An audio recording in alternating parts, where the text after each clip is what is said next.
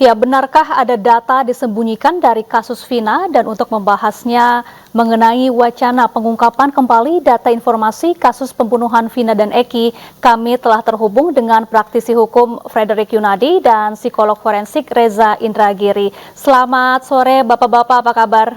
Selamat sore, apa kabar? Baik, saya ingin ke Pak Reza terlebih dahulu. Pak Reza, jadi Anda menduga bahwa ada bukti-bukti yang belum dibuka oleh polisi di kasus pembunuhan Vina dan Eki ini? Ya, perkiraan saya itu yang kemudian tanda petik terkonfirmasi lewat testimoni atau bahkan lewat otokritik yang disampaikan oleh Kapolri melalui Wakapolri. Wakapolri menyebut di tahun 2016 ada sekian banyak kerja saintifik yang tidak dilakukan secara disiplin. Nah, apa saja kerja saintifik itu? Menurut saya akan berkaitan dengan teknologi yang merekam tentang perilaku dan barangkali suasana batin pihak-pihak yang ada pada malam di tahun 2016 tersebut. Pihak yang saya maksud adalah para terpidana yang pada saat itu berstatus sebagai katakanlah tersangka, dan juga kedua korban, yaitu almarhumah Vina dan almarhum Eki. Menurut saya, ketika bukti-bukti saintifik terkait dengan komunikasi elektronik yang para pihak tersebut lakukan pada malam di tahun 2016 tersebut, sekali lagi akan terpotret suasana batin dan juga perilaku mereka tentang ada atau tidak sesungguhnya rencana pembunuhan, dan ada atau tidak suasana batin ketakutan, kecemasan, kepanikan yang mungkin dialami oleh kedua korban. Baik, Pak Frederick, kalau menurut Anda, mungkinkah ada bukti-bukti yang bisa saja ditutup-tutupi atau tidak dibuka saat dalam suatu penyelidikan atau penyidikan kasus pembunuhan seperti ini, Pak Frederick? Ya, kalau menurut hemat saya, SCI atau Scientific Crime Investigation itu bukan kewajiban satu-satunya bagi penyidik untuk melakukan pemeriksaan atau penyidikan terhadap tindak pidana yang terjadi. Memang semakin dengan digitalisasi, memang SCI itu menjadi salah satu yang didukung dan diminta supaya dilakukan secara detail. Seperti contoh, kalau pembunuhan yang kecil atau penjambretan apa segalanya, masa harus pakai SCI? Kan tidak mungkin. Kedua, saya yakin, meskipun saya tidak terlibat dan saya tidak ikut dan penanganin perkara pembelaan dalam kasus terbunuhnya dua korban tersebut, tapi saya yakin kan penyidik tidak mungkin dengan sengaja lalai atau tidak atau mengesampingkan atau menyembunyikan bukti-bukti yang dianggap sangat penting. Kemungkinan dalam hal ini adalah CCTV dan hubungan komunikasi dalam handphone yang belum dibuka atau sudah dibuka, saya juga belum tahu. Kemungkinan ada pertimbangan karena dianggap sudah cukup terbukti, untuk apa lagi lebih mendetil. Karena terbukti dalam hal apa? Sidang di PN, PT, sampai ke kasasi pun, hingga berkekuatan hukum tetap, kan tidak ada sesuatu hal yang mempermasalahkan terhadap kenapa tidak dibuka dan sebagainya. Kalau saya melihat yang terjadi itu kan kita berdasarkan pasal 184, 187, 186, 183 KUHP, itu kan jelas yang adalah 5 bukti kan, saksi, keterangan ahli, dan surat bukti otentik kan. Begitu. Oke, tapi Pak Frederick, visum et repertum itu kan adalah surat bukti otentik yang tidak terbantahkan karena dibuat oleh seorang ahli. Bila dalam hal ini hakim ragu-ragu atau tidak percaya, majelis hakim tentu kan bisa memanggil yang membuat visum et repertum itu untuk ditanya lebih detail. Dari visum tersebut kan sudah terlihat sangat jelas ya, lukanya apa, mengapa mengakibatkan kematiannya, kan sudah tertera sangat jelas. Meskipun dalam hal ini tidak dijelaskan terdapat sperma dalam Pak Frederick, apakah dalam kasus pembunuhan Vina dan Eki ini bukti-bukti seperti rekaman CCTV dan juga bukti komunikasi atau percakapan antar pelaku adalah suatu bukti yang wajib harus ada untuk diperiksa? Tidak wajib itu, Pak. Karena pembuktian itu kan cukup 2 alat bukti yang sah. Visum et repertum itu adalah satu bukti alat sah. Kemudian pengakuan dari terdakwa itu satu alat bukti yang sah. Kemudian ada keterangan daripada saksi ahli, sudah 3 alat bukti yang sah. Tidak berarti wajib atau ada kelalaian. Memang kalau dengan dilampirkan namanya CCTV bila itu ada, atau komunikasi yang seperti diretas dibuka oleh pada penyidik karena keahlian dari IT tersebut akan lebih sempurna. Namun kalau sekarang perkara ini kan sudah diputus dan sudah maksudnya mempunyai kekuatan hukum tetap. Oke, baik. Kalau mau Mas disidik Reza, ulang kan tidak mungkin, Pak. Undang-undang kita kan tidak diizinkan untuk suatu perkara disidik 2 kali kan, Pak. baik, Mas Ya, Reza, silakan tadi upaya dari PK tersebut, Pak Fredrik bilang bahwa bukti rekaman CCTV dan juga percakapan antar pelaku tidak wajib ada kalau sudah ada hasil visum et repertum. Kalau dari kacamata psikologi forensik ini seperti apa nih, Mas Reza? Saya berfokus pada pembunuhan berencana dan tentang ruda paksa ya. Jadi saya tidak berbicara tentang kondisi korban, luka apa, karena itu tidak relevan dengan psikologi forensik. Psikologi forensik mencoba untuk membaca perilaku dan proses mental dalam situasi kejahatan. Nah, karena sudut pandang saya adalah psikologi forensik, maka sepatutnya bisa terjelaskan aspek berencananya di sebelah mana. Dan karena dilakukan secara berkelompok, maka bagaimana sesungguhnya komunikasi atau koordinasi para pihak yang akan melakukan pembunuhan berencana itu bisa dibuktikan. Cara pembuktiannya memang bisa saja dengan mengandalkan pada keterangan, termasuk keterangan saksi, keterangan pelaku.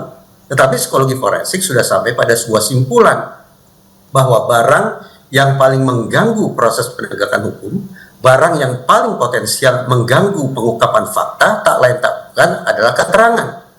Penjelasannya adalah karena keterangan, baik sekali lagi keterangan dari saksi maupun keterangan pelaku, adalah mengandalkan daya ingat manusia yang notabene sangat rentan mengalami fragmentasi dan distorsi.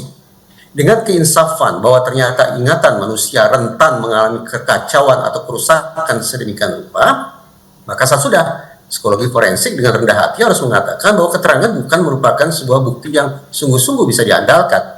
Sekali lagi, diandalkan untuk membuktikan ada atau tidak sesungguhnya perencanaan yang dilakukan secara berkelompok itu. Karena kemudian keterangan tidak bisa diandalkan, maka harus dicari bukti lain. Dalam penalaran saya, bukti lain itulah yang akan bisa dilacak ketika komunikasi elektronik para pihak pada malam itu bisa dibuka. Komunikasi para pihak pada malam itulah yang akan memperlihatkan ada atau tidak perencanaan yang akan mereka lakukan untuk mengeksekusi korban.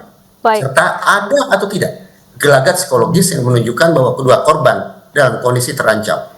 Baik, Pak Fredrik, ini 7 terpidana dan juga 1 mantan terpidana ini akan mengajukan peninjauan kembali dan mereka mengantongi novum atau bukti baru. Bagaimana kemudian peninjauan kembali ini nasibnya ke depan? Apakah kemudian bisa membuktikan adanya keterangan atau bukti baru untuk membantu mengungkap kasus ini yang sudah seperti benang kusut begitu, Pak Fredrik? Ya, kalau menurut hemat saya, namanya novum itu kan setiap orang mempunyai pendapat yang berbeda.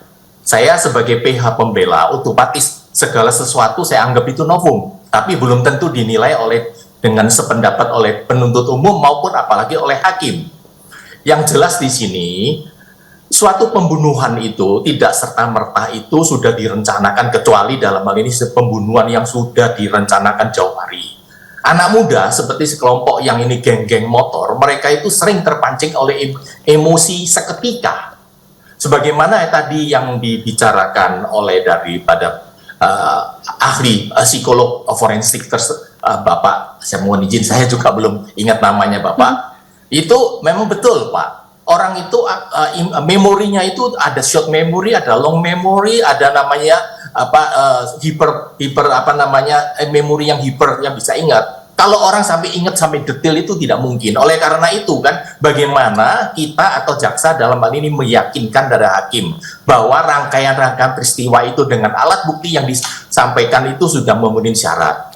Misalkan dalam hal ini tidak memenuhi syarat, tentu hakim dalam bilang ini kan, coba ada dari dalam berita acara penyitaan barang bukti kan ada namanya HP yang disita, ada CCTV yang disita. Hakim bisa aja dia bilang, perintahkan coba CCTV-nya dibuka, HP-nya supaya dibuka. Dan saya ingatkan di sini satu, Pak. Ya kan, dengan kecanggihan dari hacker sekarang, Pak. Isinya HP itu apapun, Pak. Itu bisa kita hack, bisa kita rekayasa, Pak. Saya sudah banyak perkara yang saya tanganin, Pak. Itu dibikin sama manusia, Pak. Tapi pembuktiannya itu rekamannya dari Telkomsel, dari mana itu keluar semua, Pak. Jadi bukan satu-satunya itu bukti. Kewajiban Mas Reza, ada lebih bagus. Begitu, Pak. Mas Reza, sulitkah untuk menghadirkan bukti-bukti yang tidak diungkap di masa lampau untuk dihadirkan di masa kini di sidang PK nanti misalnya, Mas Reza? Dalam hal silakan, maaf. Bagaimana pada pengungkapan kasus-kasus pidana lainnya yang dilakukan oleh Polri? Polri acap kali mengatakan bahwa komunikasi elektronik para pelaku sudah dibuka, sudah disedot, dan sudah dianalisis. Asumsi saya demikian pula pada kasus Cirebon. Di satu tempat yang saya tidak ketahui di mana, perkiraan kuat saya sudah ada data rinci tentang komunikasi para pihak terkait siapa dengan siapa, melakukan komunikasi tentang apa, pada jam, menit, dan detik keberapa, sinkron atau tidak dengan kematian kedua korban. Sekali lagi saya berasumsi bahwa data serinci itu yang diambil dari gawai para pihak pada malam itu sudah dimiliki oleh pihak kepolisian. Tinggal lagi bagaimana kemudian pihak kepolisian sendiri yang menyodorkan atau membuka dan membawa ke ruang hukum keberadaan bukti komunikasi elektronik tersebut. Saya teringat pada satu catatan, bahwa salah satu bentuk police misconduct yang acap kali terjadi dalam pengungkapan kasus yang menyimpang, bentuk police misconduct yang kebanyakan dilakukan adalah menutup-nutupi bukti yang sekiranya bisa meringankan atau bahkan membebaskan terdakwa. Itu temuan di sekian banyak studi. Saya tidak akan serta-merta mengatakan bahwa hal serupa dilakukan oleh otoritas Polri. Tetapi paling tidak kita memiliki dasar untuk sekali lagi memberikan semangat kepada otoritas kepolisian, khususnya Mabes Polri, untuk membuka bukti komunikasi para pihak pada malam itu yang dilakukan via gawai. Baik, terima kasih Mas Reza Indragiri, psikolog forensik, dan juga Pak Frederick Yunadi, praktisi hukum, telah bergabung bersama kami di iNews Sore. Salam sehat selalu.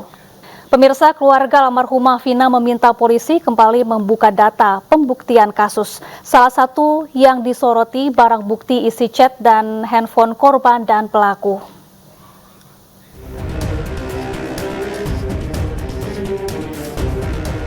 Wacana membuka dari awal lagi. Data kasus pembunuhan Vina dan Eki ramai disuarakan. Keluarga Vina meminta polisi menyelidiki teman almarhumah Vina bernama Mega. Dia itu datang ke sini sama temennya minta uang, gitu kan. Saya tanya tuh temennya itu siapa. Dia itu cuman bilang temennya Mega, karena yang turun saat itu cuman satu orang datang ke rumah saya ini loh.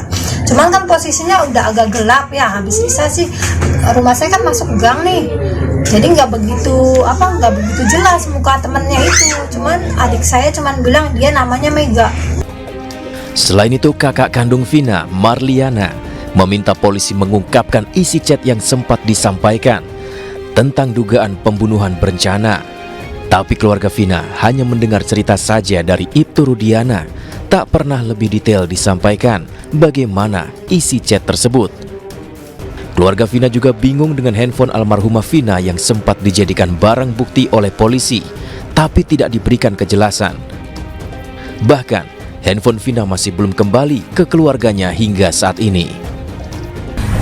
Saya buka itu HP-nya itu, kontak itu hanya ada kontak keluarga, nggak ada kontak yang lain. Dan BBM pun saat itu kan adanya BBM ya. BBM itu cuma ada satu chattingan, dan chattingannya juga hanya kayak chattingan baru 2 harian. Jadi kalau chattingan juga sedikitnya kayak udah ada yang hapus juga gitu. Nomor kontak juga kayak udah ada yang hapus gitu kan. Nah terus di tangan saya itu sekitar 2 hari apa 3 hari barulah diambil buat BB, katanya buat barang bukti gitu kan. Dan sampai saat ini HP pun belum di tangan kami keluarga korban, masih ada di pihak mereka. Dijatuhkan pembunuhan berencana itu kan katanya dari chattingan mereka gitu. Tapi Ibu tidak pernah tahu chattingan itu, Bu? Tidak pernah dikasih tahu, ditunjukkan secara langsung? Tidak pernah tahu, cuman dengar ceritanya aja dari mereka. Mereka itu siapa? ya Pak Rudiana dan teman-teman. Akankah kepolisian kembali mengungkap data-data baru dan membuka kembali dari awal kasus pembunuhan Vina dan Eki? Dari Cirebon, Jawa Barat, Toi Iskandar, iNews melaporkan.